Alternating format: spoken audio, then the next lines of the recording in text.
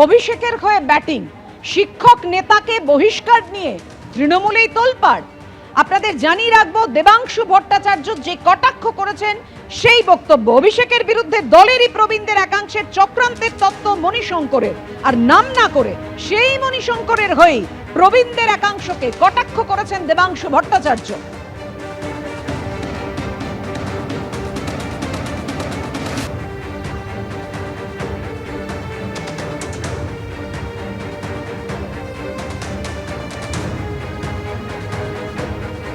বহিষ্কারের পরে আরো চড়া সুর তৃণমূলের বহিষ্কৃত শিক্ষক নেতার।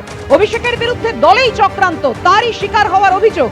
অভিষেকের অশ্বমেধের ঘোড়া আটকাতে দলেই ষড়যন্ত্র করা হয়েছে, এমনটাই অভিযোগ করেছেন তিনি। বহিষ্কারের নেপথ্যে প্রবীণদের একাংশের বিরুদ্ধে চক্রান্তের বিস্ফোরক অভিযোগ।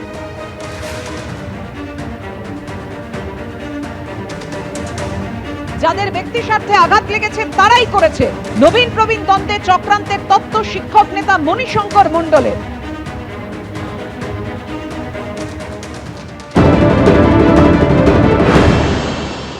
আমাদের সঙ্গে রয়েছেন মণিশঙ্কর মণ্ডল, বহিষ্কৃত তৃণমূল নেতা এবং অধ্যাপক নেতা।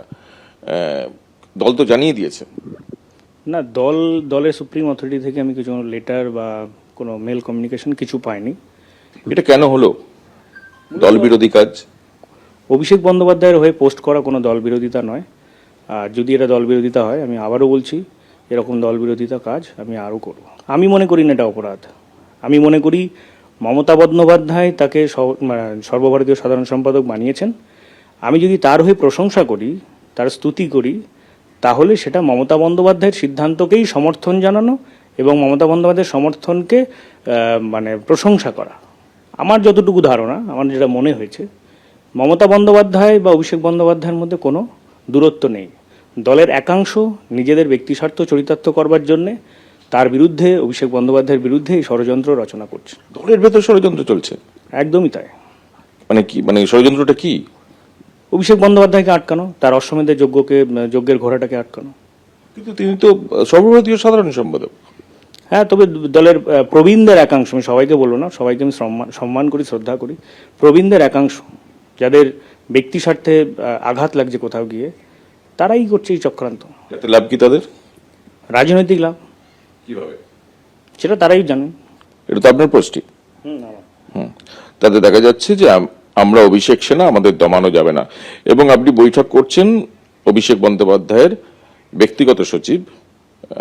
আমি একটা সংগঠনের সহ সভাপতি ছিলাম, তো সংগঠন নিয়ে আলোচনা করব। সংগঠনের লিডার হিসাবে আমার কাজ সংগঠনের স্বার্থে, সংগঠনের প্রত্যেকটি সদস্যের স্বার্থে, সংগঠনের সুপ্রিম অথরিটিকে সমস্ত বিষয়ে জানানোটা আমার নৈতিক দায়িত্বের মধ্যে পড়ে।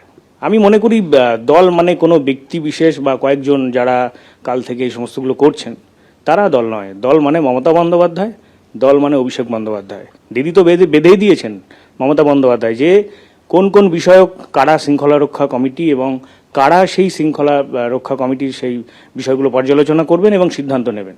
তো আমারটা আলাপ আলোচনা করার জন্য নির্দিষ্ট একটা শৃঙ্খলা রক্ষা কমিটি দিদি করেছিলেন।